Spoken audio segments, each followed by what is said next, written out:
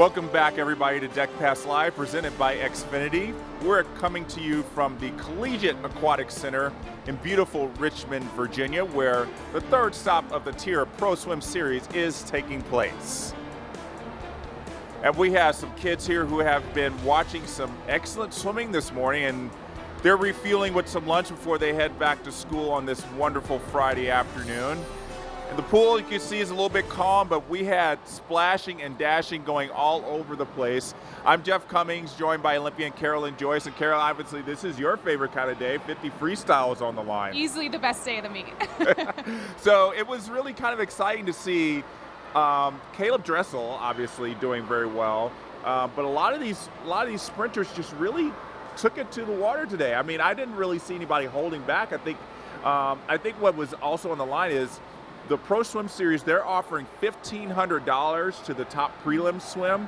So I think a lot of people are saying, maybe I can get that. That's good money. Yeah, it's really good money for a lot of these pro athletes. So I think that was really on the line. But, you know, I think they also wanted to put a show on for those kids who were here watching these athletes. And I think they were just kids from the Richmond School District who were getting a field trip on a Friday. If you told me that in third grade I was taking a field trip to a swim meet and I got to see Katie Ledecky swim, I think that would be the best day of my life. Yeah, and most of these people most of the kids probably don't know who Katie Ledecky is, but I think they're going to be looking her up later on because they watched her swim the foreign freestyle just looking effortless, but to them it looked like, you know, that was the best thing they had ever seen. There might be a couple swimmers in that group. You never know. I hope so. I hope we, you know, if just one swimmer from those kids becomes a member of the national team, I think their time here would have been worth it. Absolutely. So let's talk about some of those swims today, including the 50 freestyles. I'm going to start off with the women's 50 freestyle. And the big story was Simone Manuel coming off some illness that she had at the training camp in Colorado Springs.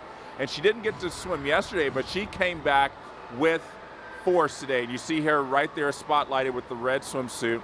And this is her signature event, and I think she was not going to lay back on it. A little bit under the weather, like you mentioned yesterday, but you know, I don't think you can really hold back in a 50 free, but watching Simone here, I would say she's probably not putting the pedal to the metal. It looks like she's leaving a little bit left in the tank, but really commanding a lead, a casual lead, and I think when you're the Olympic silver medalist in this race, you have the ability to do that. Yeah, and you have a little bit of maybe feeling a little bit comfortable about doing that. But again, in a 50 where first through eighth can be tenths of a second, you don't want to hold back a little too much, though. Yeah, but anytime I think in season a female can get under 25 seconds in prelims, that is a great swim. It was 24.90 for Simone Manuel. She will be leading a very talented field in the women's 50 free.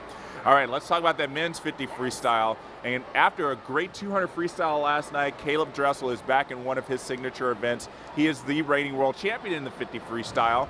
And he had a lot of challengers in the heats before him. And here he is highlighted there in the black suit, the blue cap, lane number 4. Watch his dive. The distance that he gets off the start is further than any other guy in the race, by far. And then he tops that with his underwaters. Yeah, and he's already a half body length, and we're not even the 25-meter mark. Just absolutely amazing. And his turnover is really high there. So, you know, you could tell he's really trying to feel things out. But I think right about here, he's like, okay, I've had enough. I can shut it down just a little bit. Because Michael Chadwick kind of caught him a little bit. But that's a great time for prelims. And I think that's the most Caleb I've seen Caleb looking all season. It seems like his sprints are starting to come around as he gears up for World Championships this summer. So, yeah, 22.04 for prelims is going to be amazing. And I think he's going to – I hope to see him drag someone under 22 with him, because that would be amazing to see two guys under 22 seconds in season 53. I agree, and I think we've seen a little bit of a rivalry building this season between Caleb Dressel and Michael Andrews. So I think that's going to be a great race to keep an eye on tonight. Yeah. So you swam in the Olympics in the 50 freestyle. And a lot of people who don't swim the 50 freestyle, we think it's just dive in and just go, go, go, go, go, go, go, and all the way to the wall. What was your strategy for a 50 freestyle? I think a 50 free is like a great choreographed race. Kind of like how a gymnast gets on a balance beam and everything that they do is already mapped out. That's really how a 50 free is. And I know it goes by in 21, 24 seconds, but it's almost like time slows down when you're really in it. And so all of these people racing this morning, nothing's by accident. Where they take their breath, how many strokes they take, how many dolphin kicks, all of that is pre-mapped out. obviously we're talking a lot of the guys are not taking breath, and some of the females, I think Simone doesn't take a breath. How many breaths did you take when you were swimming? I took one. I needed the breath. Yeah, and actually I remember Dara Torres, she like breathed every three. Yeah. Which is unheard of, but it worked for her. Yes. And it worked for you too, so no complaints. And it always is what works best for everybody in your own individual race. Seeing people's strategies, I think, is always really interesting, and you know, basing what their performance is off their strategy and trying to coach that for the next generation too is always good. Well, speaking of strategy, swim squads. These 4 captains have had a lot of strategy going on throughout these past 3 meets. And look at the standings right now. Camille Adams still leading. So the standings right now are just the same as they were at the start of the meet. Connor Yeager in second, Beisel in third, Maya Dorado in fourth. We're going to be having Connor Yeager and Maya Dorado on the show tomorrow afternoon. We're going to be talking about what their goals are for not just here in Richmond, but for the whole series. And maybe I think Maya's got something up her sleeve, because I know she does not want to finish second to Camille. And we'll see what Connor and Maya have up their sleeve, see what they need to do to catch up to Camille. I almost think when her team sees her on deck, they're going to be like, uh-oh, we better get ourselves in gear. So she'll probably bring a little bit of magic with her tomorrow. Yeah, the captain's here. We can't be too relaxed. Yeah. Yeah, that's going to be a really good talk with Connor and Maya tomorrow. All right, so we talked a lot about the kids that were in the stands. If you saw them, a lot of different kinds of faces out there, and that's what we really like to see in this sport. A lot of diversity in USA Swimming, not just in the pool, but on deck and in the USA Swimming headquarters. And here's a little feature to talk about what USA Swimming is doing with diversity. Diversity and inclusion is important at USA Swimming because for myself personally, it has given me everything in my life. So from being a swimmer at a very young age, to swimming in high school, through college, it's been able to give me the experience that I've always wanted to come back and give back to the sport. I've been a coach, I'm now a parent of an athlete, and I get to work for USA Swimming to be able to give these great opportunities to anyone and everyone that is interested. What I hope that people take away with today is that diversity and inclusion is all of us, that it takes each of us to do our part, to be aware, to be a little bit more cognizant, to be more inclusive in the environments that we create in order for our workplace to be the place we want it to be.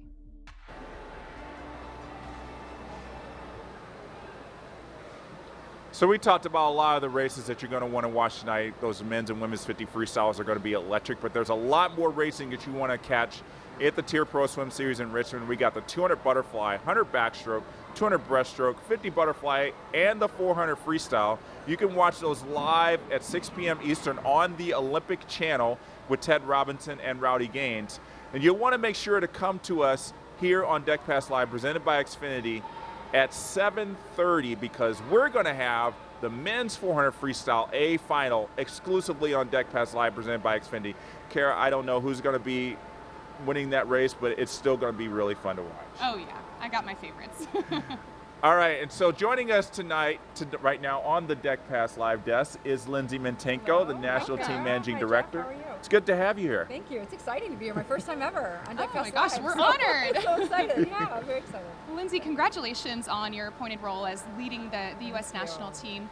I mean, what does it mean to you to be the first woman in this position? Sure, it's super exciting. I mean, I think obviously being the first woman is an honor, a privilege. Being the first athlete as well. Very excited to represent the athletes. It's been super fun. I enjoy my job so much, and I enjoy getting to work with the athletes and coaches at this level, helping them realize that their dreams, right? And the travel, the places you get to go with the athletes. Right, exactly. Travel a lot. We're going to be spending a lot of time in Asia the next 3 years, but it's been wonderful. We've really enjoyed getting to know the culture and the changes that are in that culture compared to our culture, but it's been wonderful. And looking forward to Tokyo, looking forward to South Korea this summer, and then we're back in Japan in 2021 as well. So, that'll be great. Yeah. So you were team captain for the 2004 Olympic team, which Kara was on as well. Right, yeah. So how did your time in the leadership role, not just with the Olympic team, but I'm sure in other places, shape how you do your job right now? Well, it's first of all, I think it shaped it a lot, obviously. You know, I've been very fortunate that I've had wonderful leaders in my life that have helped shape the way that I like to lead as well. And being a captain of the Olympic team is quite an honor. I was appointed in 2000 actually as well, so 2000 Olympic team captain in 2004, and being appointed that by your peers is something that one of my greatest privileges to be able to lead a team like that. The best swim team in the world, one of the best teams in the world, right? And so as we look forward to the future, I hope I can do that in a different way, but still be able to bring some of those skills that I've learned to the pool deck. Right. So you were the national team assistant director for many years. Sure. And then got appointed to, be leading the national team. Right. What did, the first day on the job, how did things change for you? It actually was quite similar, honestly, but obviously, a little bit of a different role. Leading, I get a lot more phone calls, which is actually really good for me because I get an opportunity to talk to coaches and athletes on what they're dealing with on a daily basis, and that's actually really fun for me. I like to solve problems. I like to help. My job here is to serve and to make sure that our athletes and our coaches are in a position where they can succeed, and that's what my goal is. And we are constantly working every day, going into the office every single day, trying to get better, just like our athletes are walking onto the pool deck every single day trying to get better. And that's something that I try to relay to the awesome people that I get to work with on a daily basis, and we are constantly always looking to improve. Do you have a story about anything in these past, decade of working with the national team that stands out to you as something that's like, I never thought I would be doing this? I never thought I would be doing this. I think that I never knew that this would be an option for me, and now to be able to be here and show young women that this can be an option, to show athletes that this can be an option. No, there's no real story. I think when I first was offered the opportunity, it was kind of like, oh my gosh, what am I doing? A deer in headlights, right? I didn't really know what to expect, and every day it gets a little better, and every day it gets a little harder, and so it's just learning as I go, and doing the best that I can, and providing the best way we possibly know how to. Absolutely. It's been really fun to watch you do all that. I know that we were talking before the show about how you're traveling to different places, talking with coaches, and how you have to talk with coaches and athletes. How does the dialogue go, especially in these 3-4 months leading up to World Championships? Sure. I think it's very interesting. My question always is what can we do to help? And how can we help, and how can we be better? And so not every idea gets thrown into an actual program, but we're always looking to find out what's really happening on the pool decks. I can't get to every pool deck, but I'm certainly trying, and trying to get in front of as many people as I can to get as many of their perspectives, not just from the coach's side, but also from the athlete's side, because I think both sides are equally important as we go through this next 2 years, but also as we get ready for 2024 as well. Absolutely. So we like trivia. Kara and I love trivia. We love trivia. We're immersed in this kind of stuff. So we have a trivia question for you. Gosh. I think you'll be able to answer this. So who were the first women to break 4 minutes in the 400 freestyle, long course and short course? Well, I know the short course one. So short course would be me, and I think Katie was probably the first female on the women's side. Is that right? Almost. Federica Pellegrini, 2009 World Championships, but 2009, Katie was the second one. Okay. Yeah, so you were close. Yeah. So close. I think your reaction after breaking that world record is one of my favorite reactions. Oh my in all of goodness. swimming. It was amazing, actually, to be able to do something like that. And obviously records are meant to be broken, right? We anticipate that all the records that we set are broken, but to be able to be the first one to do it long, short course, to go under 4 minutes short course, that will always be able to stay with me. And it was pretty exciting. So. The current world record holder, Katie Ledecky, swimming your events, what is it like to watch her? How much does she just amaze you? They all amaze me, actually. I think what's fascinating is somebody who's like, gosh, they're swimming, what would you do if you were swimming the 200 free right now? I'm like, well, first of all, thank God I'm not swimming it, because they're so much faster than I ever was. But, it's just amazing to watch the sport and how it evolves every single time somebody gets in the water, and we go through every single quad, and people still get faster, and that's so fun to watch. And they're obviously doing something right, the women and the men. It's just really exciting to be a part of. Yeah, to see those changes. I mean, absolutely, yeah. Yeah, and to be instrumental in them. Yeah. All right, so today's Flashback Friday. Okay. We asked this of Kelsey yesterday on the show. We asked her what her favorite pre-race kind of music is. What kind of music did you listen to when it was time to race? I'm an 80s music kind of fan. I love it. So yeah, That's great. 80s music is what I listen to. Actually, I still listen to it, and it's really fun for me. Like Madonna, what are we talking about for your more classic rock, like more Journey, classic rock, Queen. Yeah, my kids probably know more Queen songs than they do of Justin Bieber's, but I'm totally fine with that. That's probably a good thing. Yeah, that's a good thing. That'll be really cool. will. I probably, when you're out in South Korea driving the vans out to get people back and forth, you probably pop in a little 80s. Yeah, turn it up. Yeah, and they're like, what is this? What is it? Yeah. It's like, this is old. Exactly, so. The oldies. My kids call it the oldies. So it's like, yeah, it's great. It's a blast. It's been great catching up with you, Lindsay, and I know this is a very busy time for you, definitely with getting up to the Olympics, especially 15 months away. I know the clock is ticking in your head. You're probably like, it's getting closer and closer and closer. But it's still got to be just a thrill for you to get ready for it. It really is, and it's hard work getting ready for it and being on the ground, but it's a thrill, like you said, to watch these athletes and be able to be a small part of what they're doing on a daily basis.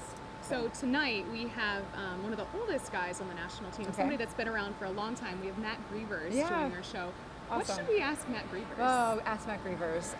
Well, I think that he's got so much knowledge about being on the national team. He's been on it for such a long time. So I think maybe asking him what he sees are the changes, that have come down.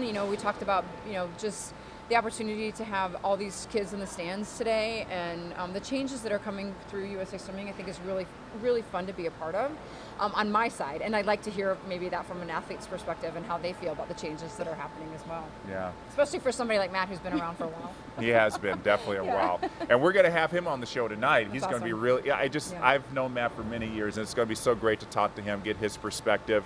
I mean, he's been one of those guys who's been on the team forever, and we all are cheering for him. He's going to be in the 100 backstroke final tonight, so you definitely don't want to miss that. Along with many other Olympians, some of your favorite swimming stars are going to be here in Richmond, so you don't want to miss that again. 6 p.m. on the Olympic Channel with Ted and Rowdy. And again, we are covering the men's 400 freestyle A final live, and then we're going to be talking to Matt Griever. So if you're a swimming fan, tonight is the night to be here. Thanks again, everybody, for watching, and we will see you tonight. Awesome. Thanks, Lindsay. That was so good. Oh,